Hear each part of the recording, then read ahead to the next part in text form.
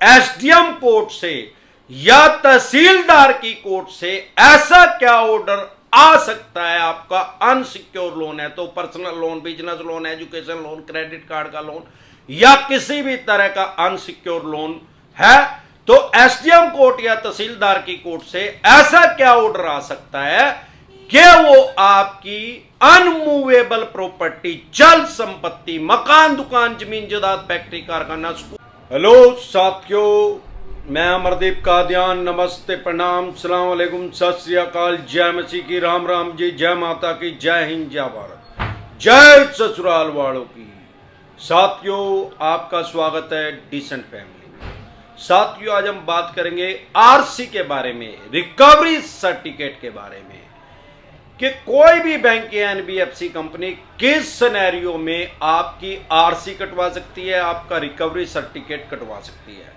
उसमें आपकी movable property को जब्त किया जा सकता है, चल संपत्ति को। साथियों, बहुत से कमेंट हमारे पास ऐसे आ रहे हैं कि सर हमारी आरसी कट गई है, या हमें बोला जा रहा है कि आरसी काट देंगे और आपकी स्कूटर, मोटरसाइकिल, कार, जीप जब्त कर देंगे, या मकान, दुकान, फैक्ट्री, कारखाने को ऑक्शन कर देंगे, बोली कर देंगे, सेल कर देंगे। अनसिक्योर लोन में उनको बोला जा रहा है। और आरसी कटती कहां से है? आरसी एसडीएम कोर्ट से ये आपकी आरसी कटवा सकते हैं, रिकवरी सर्टिफिकेट वहां से इशू करवा सकते हैं। या आप रूरल एरिया में रहते हैं, ग्रामीण एरिया में, गांव के एरिया में रहते हैं, तो आपके नियर बाय जो तहसील है वहां पे तहसीलदार साहब की कोर्ट में केस करके वहां से भी ये आरसी कटवा सकते हैं। बहुत से आदमी हमारे पास कमेंट आते हैं कि सर आमीन हमारा घर आ रहा है। भाई, अलग अलग एरिए में, हमारे जैसे हरियाणा में बोलते हैं पटवारी, कुछ जगह इनको अमीन बोलते हैं, कुछ जगह अलग अलग नाम है इनके। क्योंकि जैसे हरियाणा में बोलते हैं इंतकाल दर्ज हो गया। भाई, आप बॉम्बे चले जाओ, मुंबई चले जाओ, वहां बोलते हैं 7/12। और यहाँ पे बोलते हैं, यूपी में बोलते हैं अगर कोई रजिस्ट्री करवा ली तो बैनामा हो गया। ये हमारी भाषा का फर्क है, लैंग्वेज का फर्क है। अब क्या है कि अलग अलग जगह इनको अलग अलग नाम से पुकारा जाता है। आपकी स्क्रीन पे कमेंट बॉक्स के अंदर एक नंबर आया हुआ है 9306347314। इस नंबर को सेव करके व्हाट्सएप मैसेज करें, तुरंत प्रभाव से रिप्लाई आएगा कि कैसे आप हमारे साथ टेलीफोनिकली जुड़ सकते हैं या पर्सनल मीटिंग कर सकते हैं। उसका काम क्या है? अमीन का जो पटवारी है या जो भी तहसील से आदमी है या एसडीएम कोर्ट से आदमी आपके घर आए, उसका काम सिर्फ आप तक वो नोटिस पहुंचाना है, आपको इंटीमेट करना है। वो किसी भी तरीके से आपको डरा धमका नहीं सकता, आपके ऊपर दबाव नहीं डाल सकता। अब बहुत से कमेंट हमारे पास ऐसे आ रहे हैं कि सर कितने अमाउंट में कोई भी बैंक या एनबीएफसी कंपनी अनसिक्योर लोन में हमारी आरसी कटवा सकता है? भाई, कटवा तो 10,000 में भी सकता है, 50,000 में भी कटवा सकता है, 10 लाख में भी, 50 लाख में भी। अब सवाल ये आता है कि लोग कहेंगे कि सर आप तो कह रहे हो 10,000 में भी कटवा सकता है, हमने तो आज तक कोई 50,000 की भी किसी की आरसी नहीं कटी हुई देखी। क्या कारण है कि 50,000 रुपए की भी आरसी कटवाते नहीं है? भाई, किसी भी लोन के किसी भी बैंक या एनबीएफसी कंपनी को किसी भी आदमी के ऊपर किसी भी तरह का केस करने के लिए सबसे पहले उसको उस लोन को एनपीए में डालना पड़ेगा, नॉन परफॉर्मिंग एसेट में। वो 3 महीने के बाद डलता है, उससे पहले डल ही नहीं सकता। अब जैसे ही एनपीए बढ़ेगा तो ये खुद से नगद हो जाएंगे यार, क्योंकि आजकल सब कुछ ऑनलाइन है, ऑफलाइन तो कुछ रहा नहीं। लोग क्या करते हैं, किसी बैंक में FD, RD, saving account, current account खुलवाने से पहले उसका एनपीए का रेशो देखते हैं कितना है। अगर ज्यादा होता है तो वहां अकाउंट ही नहीं खुलवाते, एफडी नहीं करवाते, आरडी नहीं करवाते, या एफडी आरडी अकाउंट अगर खुलवा रखा हो तो वहां से वो अपना पैसा निकाल लेते हैं, क्योंकि वो सोचते हैं अभी ये बैंक डूबने वाला है। क्योंकि आरबीआई की जो गारंटी है किसी भी बैंक के डूबने पे, चाहे वो प्राइवेट है चाहे वो गवर्नमेंट बैंक है, सिर्फ 5 लाख रुपए तक आपको मिलेंगे। भगवान ना करे आपका बैंक डूब गया, जैसे पीछे लक्ष्मी विलास बैंक डूब गया, उसका 26% एनपी हो गया था। एनपीए का मतलब सामान्य बोलचाल की भाषा में उसने 100 आदमियों को पैसा दिया, 26 आदमियों ने उसका पैसा ही नहीं दिया तो खुद से नंगड़ हो गया, खुद से ताला लग गया। अब जिसका लक्ष्मी विलास बैंक में पैसा था, किसी के 50 लाख थे तो उसको सिर्फ 5 लाख रुपए मिलेंगे, किसी के थे ही 25,000 रुपए तो उसको 25,000 ही मिलेंगे, 5 लाख नहीं मिलेंगे।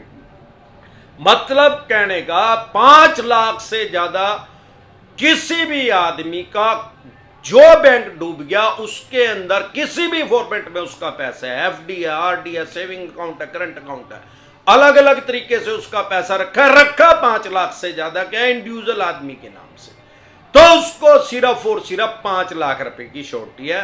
उसके ऊपर का पैसा उसका भी डूब जाएगा उस बैंक के साथ ही। लोग क्या करते हैं, लेकिन नियम क्या है, जब तक बैंक खुला हुआ है, बैंक नंगड़ नहीं होया, बैंक को ताला नहीं लगा, बैंक डिफॉल्टर नहीं बना, मतलब सामान्य बोलचाल की भाषा में अगर ये कह सकते हैं कि बैंक को जब तक ताला नहीं लगा, बैंक बंद नहीं हुआ जब तक, तो तब तक वो आपके पैसे को देने से इनकार नहीं कर सकता। अब लोग क्या करते हैं, एनपीए रातों रात तो एनपीए बढ़ेगा नहीं, जैसे एनपीए का रेशियो बढ़ने लगता है अपना पैसा निकाल लेते हैं, फिर वो हाई स्पीड से नंगड़ होएगा।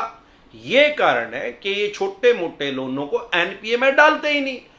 अब दूसरा कारण, हर बैंक और एनबीएफसी कंपनी शेयर बाजार में लिस्टेड है, जैसे इनका एनपीए बढ़ता है इनका जो शेयर है वो मुस्सा बन जाता है, चूहा बन जाता है, धड़ाम से नीचे गिरता है इनका शेयर बाजार, उसको कोई चवन्नी में फिर खरीदने वाला नहीं है। इसलिए ये आपकी फाइनेंशियल डेथ करने से पहले इनको अपनी फाइनेंशियल डेथ करनी पड़ेगी। यही कारण है कि कोई हैवी अमाउंट है तो उसको ये आरसी कटवाते हैं, छोटे मोटे अमाउंट की कभी आरसी नहीं कटवाते। अब सवाल ये आता है कि सर मेरी आरसी कट गई है, मेरे को अमीन तंग कर रहा है, पटवारी तंग कर रहा है, या एसडीएम कोर्ट का कोई भी कर्मचारी तंग कर रहा है। भाई ये क्या करते हैं, कुछ जगह गैर कानूनी तरीके से मिली भगत करके लोगों की आरसी कटवा देते हैं।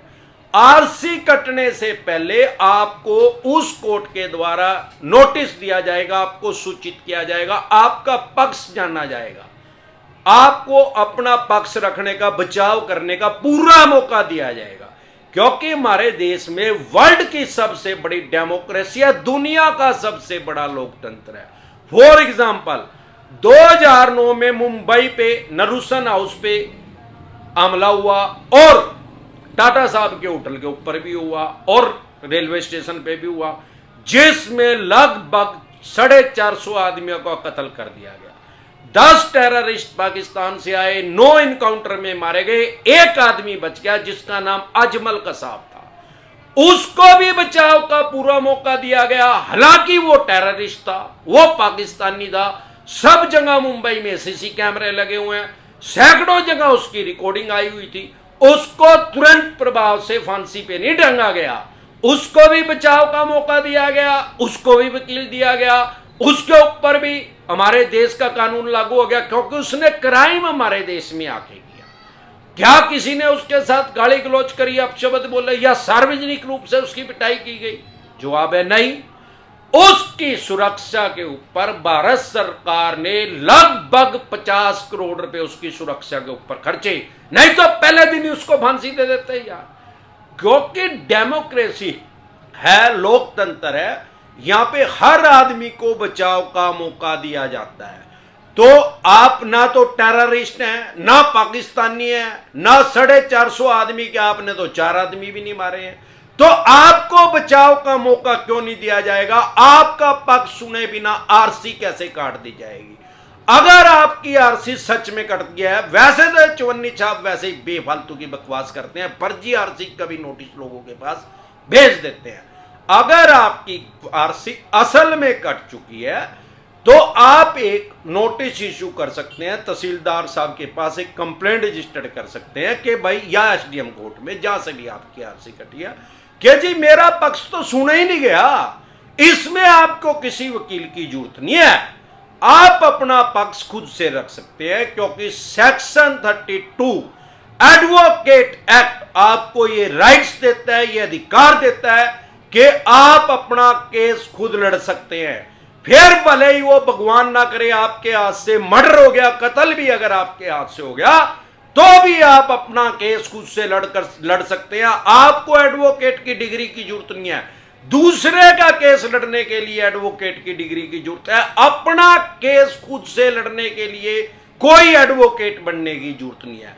दिक्कत परेशानी कहां है, लोगों को अपने राइट्स और अधिकार ही नहीं पता, या उनका कॉन्फिडेंस लेवल ही इतना अप नहीं है, वो सोचते हैं लड़ने से पहले ही मार जाऊंगा। तो आपकी ये आरसी कैंसिल भी हो सकती है। डरे घबराए नहीं, जब आपको अपने राइट्स और अधिकार पता लग जाएगा तो डर खत्म हो जाएगा। और कभी भी अनमूवेबल दो तरह की संपत्ति होती है सारी दुनिया के अंदर, किसी भी आदमी के पास दो तरह की संपत्ति हो सकती है, मूवेबल, अनमूवेबल। चल संपत्ति, अचल संपत्ति।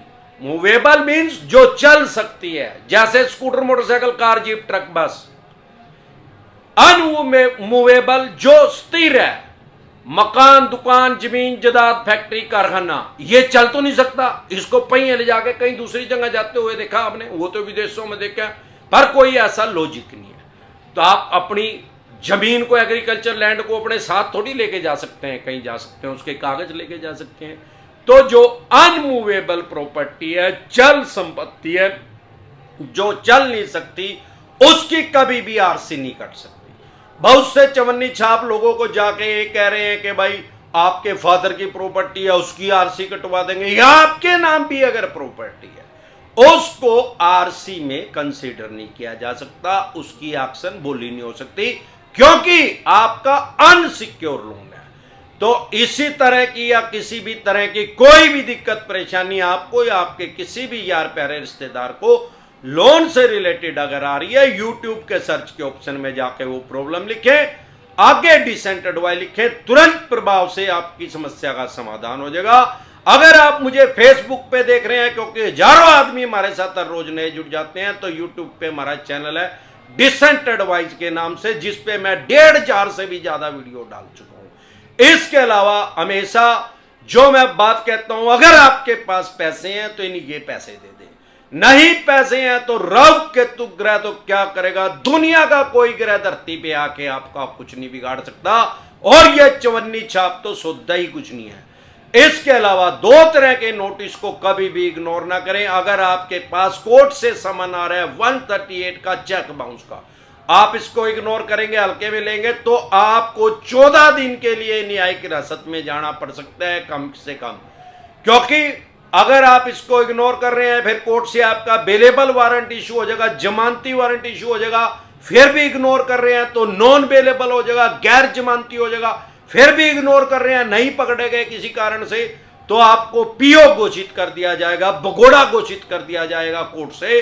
कोर्ट की अवमानना में आपको सजा का प्रावधान है। लेकिन अगर आप कोर्ट की अवमानना नहीं करेंगे और तुरंत प्रभाव से पेश हो जाएंगे, चाहे एक आधी तारीख मिस भी होगी, कोई जेन्युइन प्रॉब्लम की वजह से आप जज साहब को जाके बता देंगे, तो आपको तुरंत प्रभाव से जमानत मिल जाएगी, बेल मिल जाएगी। चेक बाउंस के केस में वो आपको उसी कोर्ट से बेल या जमानत मिल जाएगी जिस कोर्ट से आपके पास समन आया, आपको हाई कोर्ट में जाने की जरूरत नहीं है। बहुत से आदमी हमें भी पूछते हैं कि सर जमानत में कितने पैसे लेगा वकील। अरे भाई, रोटी अगर खानी है, पेट भरना है, तो बबली के ढाबे पर चले जाओ तो 40 रुपए लगेंगे, 5 स्टार होटल नूरमहल में चले जाओ तो 4000 रुपए लगेंगे, और किसी मीडियम ढाबे में चले जाओ तो 400 भी लगेंगे, 200 भी लग सकते हैं। वो डिपेंड करेगा कि आप कैसा वकील को आप हायर कर रहे हैं, कैसे वकील को अपना वकील निर्धारित कर रहे हैं, वो डिपेंड इस बात पे करेगा। इसके अलावा अगर आपके पास सरफेसी एक्ट 2002 के अकॉर्डिंग नोटिस आ रहा है, सर आपके पास 13(2) का नोटिस आ रहा है, 13(4) का, सिंबॉलिक पोजीशन का, फिजिकल पोजीशन का, या डीएम साहब का, तुरंत प्रभाव से लीगल एडवाइस ले, इसको कभी भी इग्नोर ना करें। नहीं तो आप अपनी प्रॉपर्टी से हाथ धो बैठेंगे। वो मकान है, दुकान है, जमीन है, जायदाद है, फैक्ट्री है, कारखाना है, स्कूल है, कॉलेज है, बंगला है, कोठी है, शोरूम है, आपका सीसी लिमिट का लोन है, आपका ओडी लिमिट का लोन है, आपका लैप है, लोन अगेंस्ट प्रॉपर्टी है, या आपका होम लोन है, आपने कोई प्रॉपर्टी मॉर्गेज की के करके रहन रख के गिरवी रख के पैसा लिया है बैंक या एनबीएफसी कंपनी से, और वो आपके ऊपर सरफेसी एक्ट के अकॉर्डिंग नोटिस भेज रहा है तो कभी भी उसको इग्नोर ना करें, तुरंत प्रभाव से लीगल एडवाइस लें। इसके अलावा अगर आप हमारे साथ टेलीफोनिकली जुड़ना चाहते हैं, पर्सनल मीटिंग करना चाहते हैं, फिर आपका लोन 2 करोड़ का है, 5 का है, 25 का, 50 करोड़ का या जितने भी करोड़ का आपका लोन है, लोन से रिलेटेड जो भी दिक्कत परेशानी समस्या अगर आपको आ रही है तो YouTube के सर्च के ऑप्शन में जाके वो प्रॉब्लम लिखें, या आपकी जो भी प्रॉब्लम है, आपके पास लोन से रिलेटेड जो भी डॉक्यूमेंट्स है, वो सभी लेके आप मेरे से पर्सनल मीटिंग कर सकते हैं, पर्सनल एडवाइस ले सकते हैं या टेलीफोनिकली भी एडवाइस ले सकते हैं। उसका क्या प्रोसेस है हमारे साथ जुड़ने का, आपकी स्क्रीन पे कमेंट बॉक्स के अंदर एक नंबर आया हुआ है 9306347314। इस नंबर को सेव करके व्हाट्सएप मैसेज करें, तुरंत प्रभाव से रिप्लाई आएगा कि कैसे आप हमारे साथ टेलीफोनिकली जुड़ सकते हैं या पर्सनल मीटिंग कर सकते हैं। एक बार जोर से मिलकर नारा लगाएंगे, जय ससुराल वालों की।